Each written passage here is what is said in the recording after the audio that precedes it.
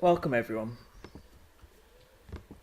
We've just read the first 6 verses of Hebrews chapter 11, culminating with these words, "And without faith it's impossible to please him, for he who comes to God must believe that he is, and that he's a rewarder of those who seek him." He who comes to God must believe that he is. But what if that isn't you? What if you don't believe that God exists? What if you once did believe that God exists, but now find yourself doubting? What if you class yourself as being an atheist or an agnostic? Over the next 25 minutes or so, we're going to explore together why a belief in God is both rational and logical by looking at some of the arguments and evidences for the existence of God. My own belief in God is not down to blind faith. I have a background in science and mathematics. I have a sceptical mind. I question what I'm told. I don't just accept the evidence of God simply because I was brought up in that way. I don't accept the evidence of God just because my family accepts it. My own belief in God requires more than that. Think about this exchange of text messages. Do you believe in God? Yes. What's your evidence for a belief in God? My belief in God isn't based on evidence. There's more to it than that. Really? Do you believe in the Easter Bunny? No, don't be daft. Why not? Because there's no evidence for it. Exactly. Oh. And our belief isn't based on just blind faith. We don't believe in God just because someone told us about God or someone told us that we should believe in God. Needing evidence for a belief in God is not a sign of weak faith. When Thomas had doubts about the resurrection, Jesus provided the evidence for him. He didn't berate him or belittle him for his need for evidence. Seeking evidence is not a bad thing. Refusing to accept it is. As Paul writes in 1 Thessalonians, "But examine everything carefully, hold fast to that which is good." Those who have beliefs should not be scared to test them. Those who don't have a belief shouldn't be scared to test their unbelief. We're going to look at 2 of my favourite arguments for the existence of God. The first of these is the cosmological argument. And the cosmological argument is a deduction from the existence of the universe to a first cause. And deduction is a form of argument where the conclusion necessarily follows on from the premises if the argument is valid and sound. The classic example is as follows. Premise 1, Socrates is a man. Premise 2, all men are mortal. The conclusion, Socrates is mortal. And the argument is valid because there's no contradictions, there's no circular reasoning. And the argument is sound because both premises are true, and therefore the conclusion is true. The cosmological argument is conventionally stated like this. Premise 1, the universe has a beginning. Premise 2, everything that has a beginning has a cause. Conclusion, therefore the universe has a cause. And this argument is valid. It's the same form as the Socrates examples. There's no contradictions. There's no circular reasoning. But is the argument sound? Are the premises true? And it's not surprising that until recently, the universe was thought to be essentially static and unchanging in time. In 1929, Edwin Hubble, after whom the Hubble Space Telescope is named, discovered that the universe was expanding. And this didn't fit in with what Einstein thought was happening.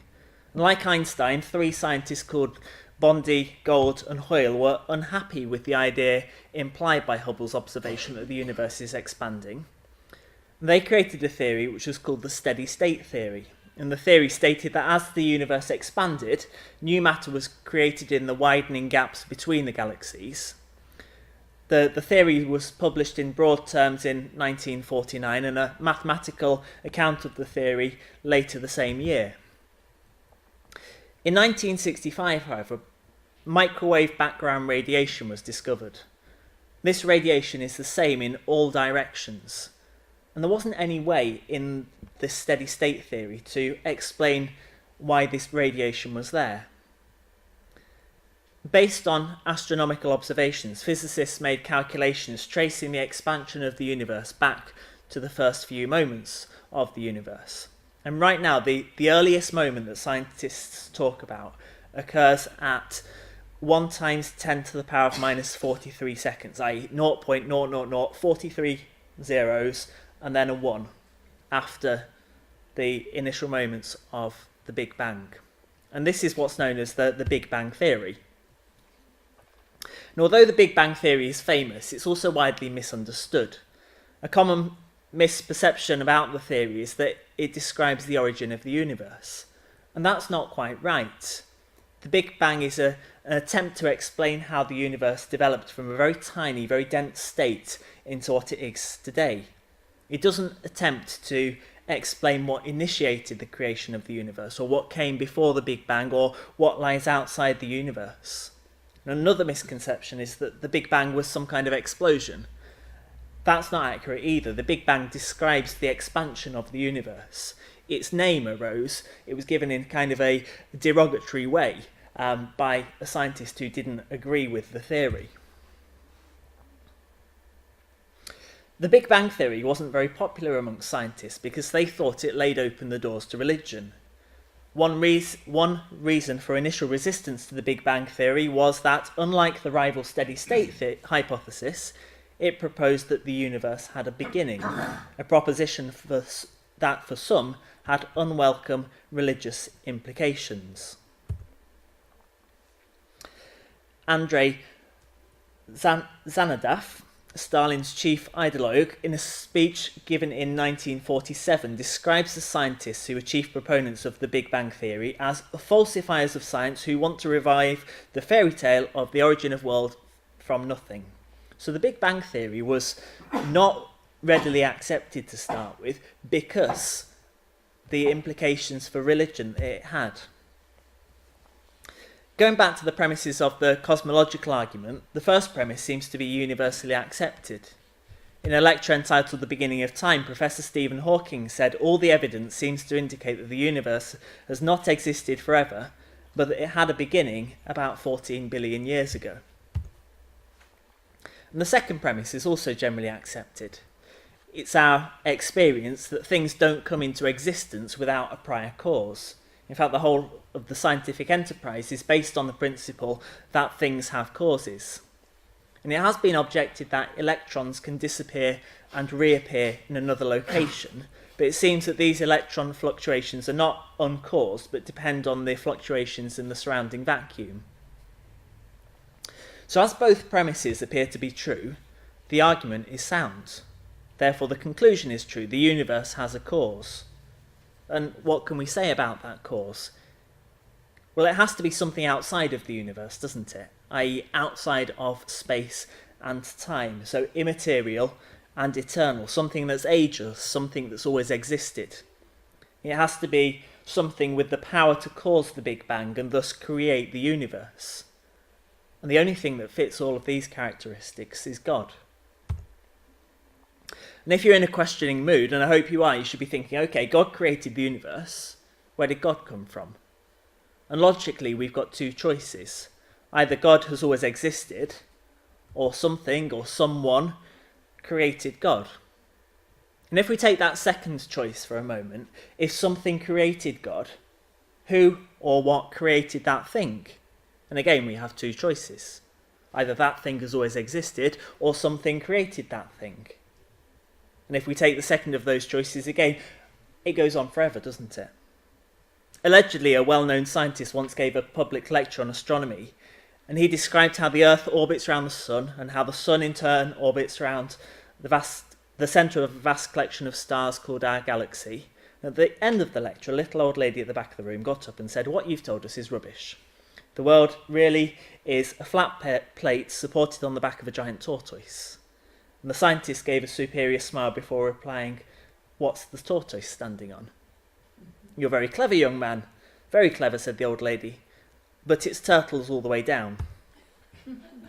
And the expression turtles all the way down is used to express the concept of infinite regress, that something must depend on something else, which must depend on something else for infinity and for infinity, forever and ever.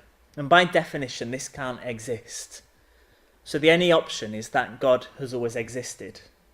And God being eternal, God being everlasting, God having always existed is of course something that the Bible explains. Psalm 90 verse 2, before the mountains were born, or you gave birth to the earth and the world, even from everlasting to everlasting, you are God. Your throne is established from of old, you are from everlasting, that's Psalm 93.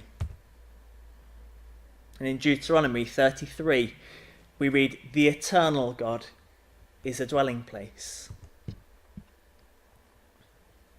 So that's a brief summary of the cosmological argument. The next thing I want us to have a look at is the teleological argument, and specifically at the anthropic principle. And they're fancy words, aren't they? Put simply, the teleological argument just says that if things look like they are designed, they probably are.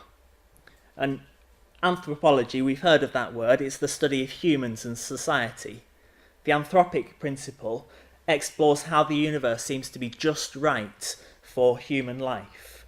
So much just right that it looks as if it had been designed that way. And the term was first used by an astrophysicist called Brendan Carter in 1974, and an awful lot has been written about it.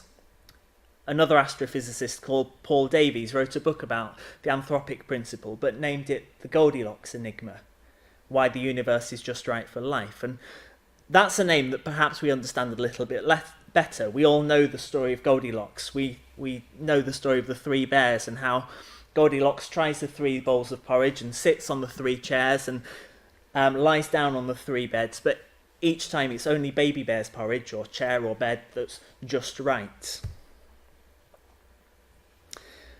The image here is the Crab Nebula, part of space that was first observed clearly in 1731 by an English astronomer called John Bevis. Discoveries in physics and chemistry and cosmology suggest that the existence of a stable universe providing an environment that can sustain complex life is a remarkably delicate phenomenon. It's becoming increasingly clear from mathematical models and computer simulations that the formation of galaxies and stars and planets depends on many physical constants having very precise and very carefully coordinated values. The astrophysicist Paul Davies puts it like this: if almost any of the basic features of the universe, from the properties of atoms to the distribution of galaxies, were different, life would very probably be impossible.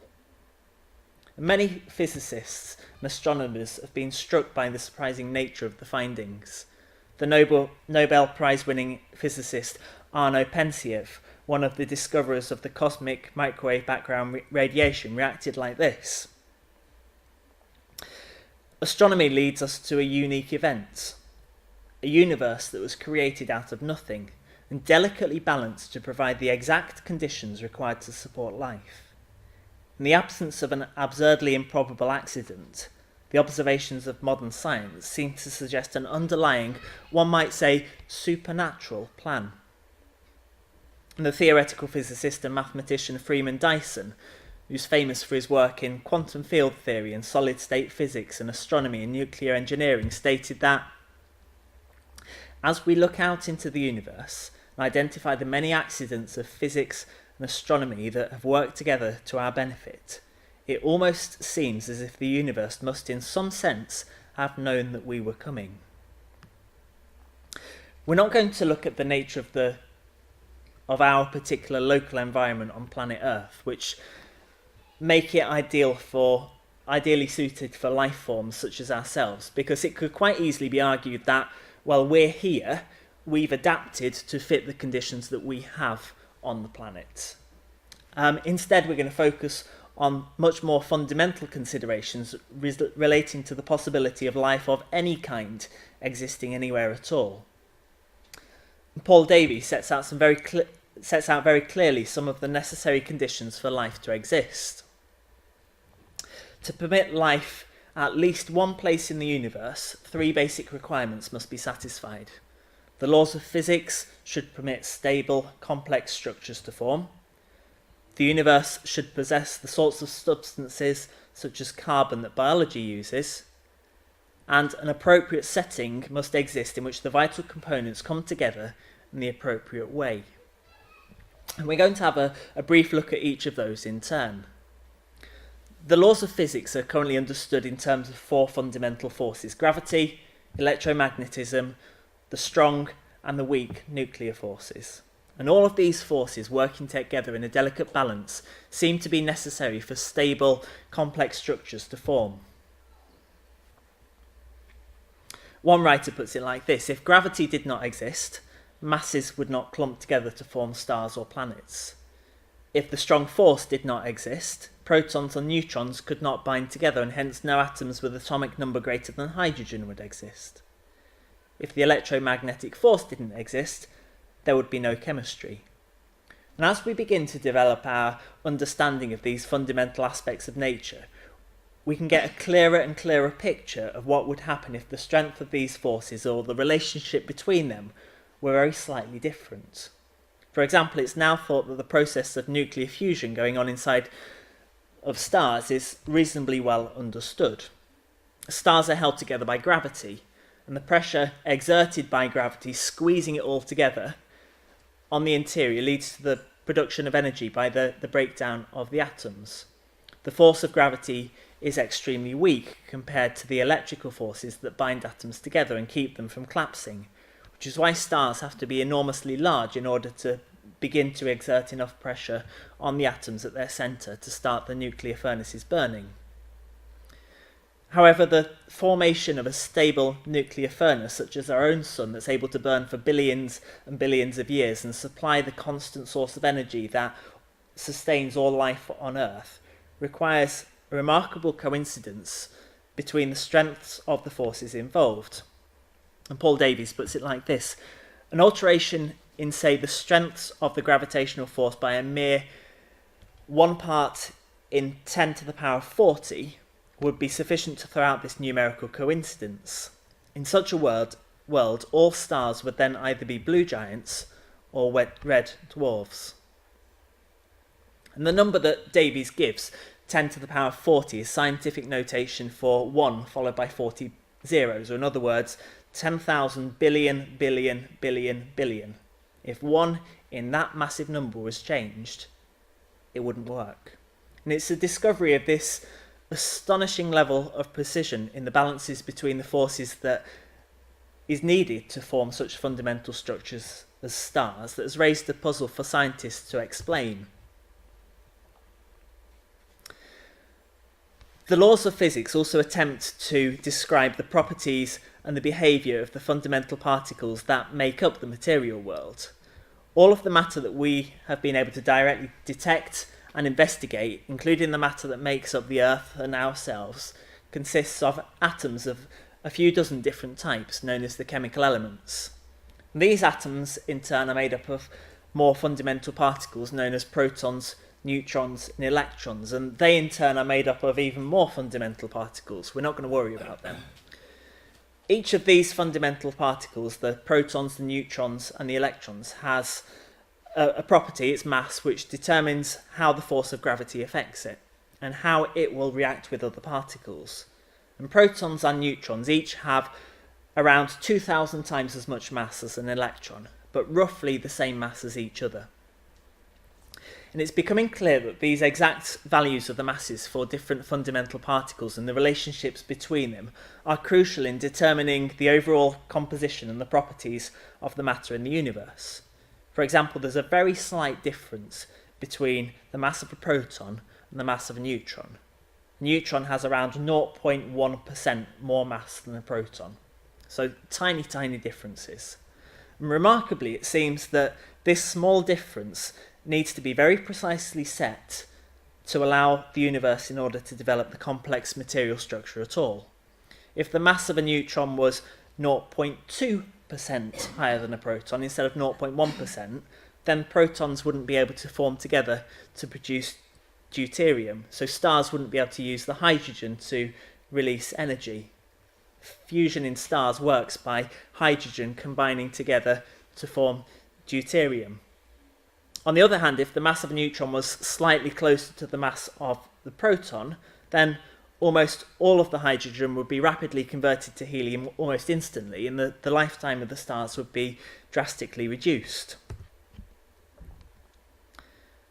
And stars play a significant role in the second basic requirement for any form of life that we've listed: the production of the sorts of material substances that can be used to produce complex life.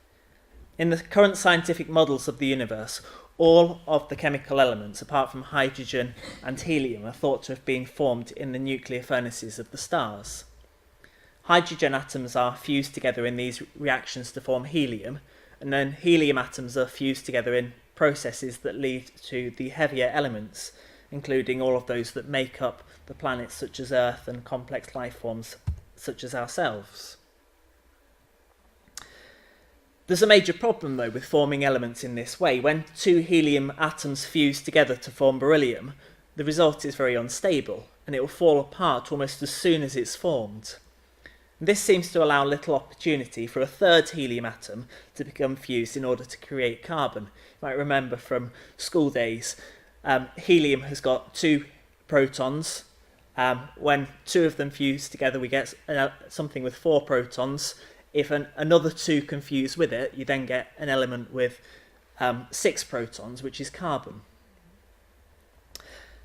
And nobody could see how to make the process of nuclear fusion in stars sort of mathematically create any significant quantities of the heavier elements such as carbon and oxygen, until the physicist Fred Hoyle suggested in 1954 that there might be a remarkable coincidence in the properties of carbon and oxygen. And he suggested that the nuclei of carbon atoms might have a special excited state at a very specific energy level that corresponds to the energy level of the beryllium nucleus plus a helium nucleus.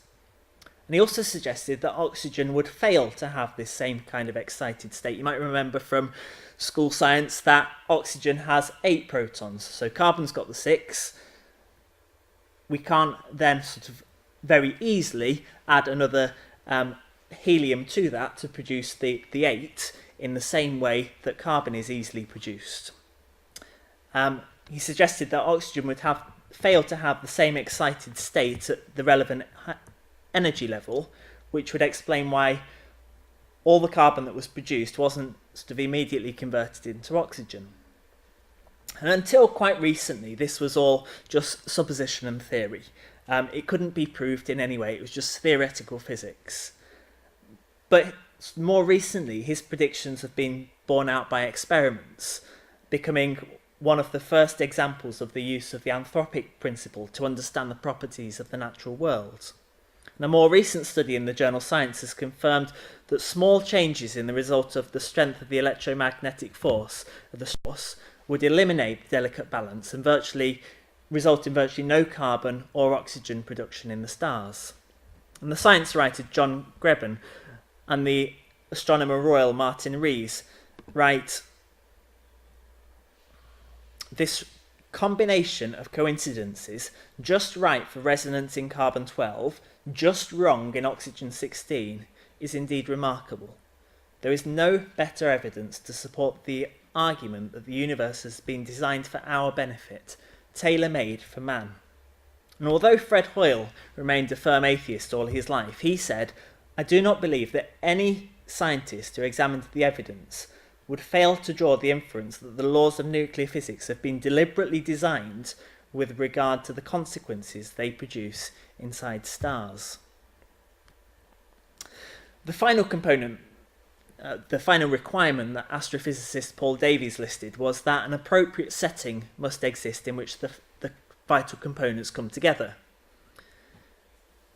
Despite initial resistance from some atheist scientists, the Big Bang theory has been accepted as a reasonable description of the history of the universe by the majority of scientists today. The idea of the whole universe expanding from a tiny beginning several billion years ago and developing as it expands so that the stars and the planets come to be formed and life comes to emerge on at least one planet is now widely presented in popular scientific accounts. And what's not often stressed, but is becoming steadily more appreciated by cosmologists and astronomers studying these phenomena, is the fact that this model only works if we introduce some remarkable fine-tuning in the basic constituents and the initial conditions. Cosmologists refer to the density of the universe as ohm, that little Greek symbol. The value of ohm is absolutely crucial. If the universe emerged from the Big Bang with a density that was just a tiny bit too high, then it would have been pulled together too strongly by gravity, and it would have collapsed on itself, and there would have been less of a Big Bang and more of a big crunch. On the other hand, if the density were too little, just a tiny bit too low, then the expansion would spread the material of the universe too thinly for galaxies and stars to form together or for any interactions at all. And both of these are runaway processes. If the density is too large, it gets rapidly larger and larger and larger as the universe collapses. If the density is too small, it rapidly gets smaller and smaller as the universe spreads out. However, the Big Bang model suggests that we're now 13.7 billion years away from the Big Bang, and the universe clearly contains very many stars and galaxies. And this implies that the value of the density at the beginning must have been very close, indeed to the critical just right value, which is denoted by setting ohm as 1. And John Gribbin puts it like this: in order for the universe to have lasted that long, but not to have spread itself so thin that stars and galaxies could not form at all, the value of ohm in the first second after the beginning must have been very close indeed to 1. In fact, any deviation from 1 must have been smaller than 1 part in 10 to the power of 15, so 1 with 15 zeros on the end. And there are so many other values within the universe that have to be just right. Andrew's talked in the past about how the planet Earth is just the right distance away from the sun, how the relative mass of the moon and the Earth means that the tides exist that keep the oceans flowing, but they're not so strong that the world is destroyed by the oceans, and lots of other things as well. The best current scientific theories of the universe seem to require the strengths of the fundamental forces and the properties of the fundamental particles to be very precisely chosen in order to allow a complex, stable universe to exist at all. Moreover, the Big Bang model only describes a universe with complex structure if the initial conditions, including the overall amount of matter and its distribution, are specified with enormous precision. In a book by Stephen Hawking and Leonard Lodinoff, they write, "Our universe and its laws appear to have a design that's both tailor-made to support us and, if we are to exist, leaves little room for alteration. This is not easily explained and raises the natural question of why it is that way." And Stephen Hawking is trying to come up with theories to explain this. He doesn't like the idea that it points to a God, it points to a creator. But when we look into the Bible, it's easy for us to see why it is that way. Isaiah writes, "For this is what the Lord says, the one who created the sky. He is the true God, the one who formed the earth and made it. He established it. He did not create it without order. He formed it to be inhabited." We read in the Psalms, "The heavens are telling the glory of God, and their expanse is declaring the work of his hands." In Romans 1 we find Paul says, "For since the creation of the world, his invisible attributes, his eternal power and divine nature have been clearly seen, being understood through what has been made, so that they are without excuse." For me, the two arguments that we've looked at, the cosmological argument and the teleological argument, provide a compelling case of the existence of God. I want to leave you with one final quote from Robert Jastrow, a self-proclaimed agnostic. "For the scientist who's lived by his faith in the power of reason, the story ends like a bad dream. He's scaled the mountains of ignorance, he's about to conquer the highest peak. As he pulls himself over the final rock, he's greeted by a band of theologians who've been sitting there for centuries."